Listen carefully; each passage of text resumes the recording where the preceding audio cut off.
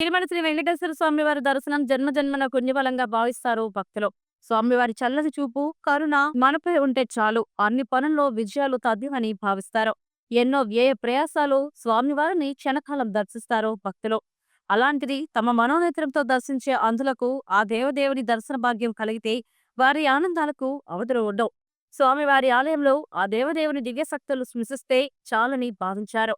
TTD అధికారులు, పాలకమండలి సభ్యుడు భానుప్రకాష్ రెడ్డి సహకారంతో శుక్రవారం ఉదయం శ్రీవారి కళ్యాణోత్సవ సేవలో పాల్గొని తరించిపోయారు.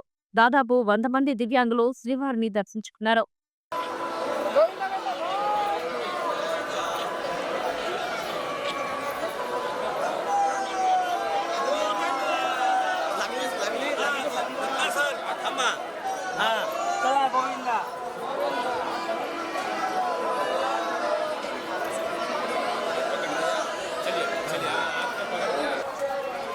జీవితంలో ఆ భగవంతుడు నాకు ఒక మంచి అవకాశాన్ని ఇచ్చాడు. కళ్ళు లేని అంధులు ఈరోజు ఈ అందమైన ప్రపంచాన్ని సాక్షాత్తు కలియుగ ప్రత్యక్ష దైవం వెంకటేశ్వర స్వామిని కూడా చూడలేనటువంటి అంధులు గత 20 సంవత్సరాలుగా వీరి సంకల్పం కలియుగ ప్రత్యక్ష దైవం తిరుమల వెంకటేశ్వర స్వామిని చూడాలని చెప్పి వీరు ఆకాంక్షించారు. అందులో బాగా నా మిత్రులు మహారాష్ట్రలో అమరావతి నుంచి నాకు ఫోన్ చేశారు.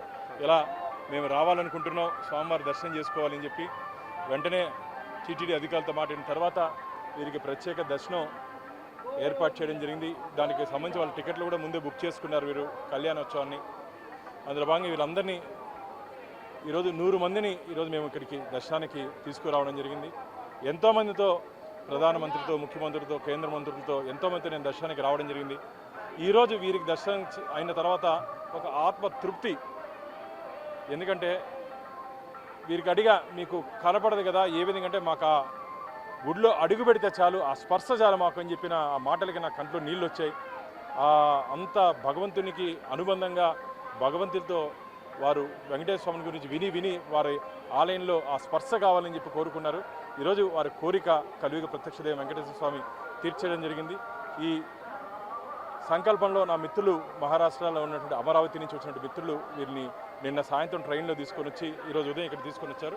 వారందరికీ ప్రత్యేకంగా అభినందన తెలియజేస్తూ కలియుగ ప్రత్యక్ష వెంకటేశ్వర స్వామి వీరికి ఎప్పుడు అండగా నీడగా తోడుగా ఉండాలని చెప్పి ప్రార్థిస్తున్నారు.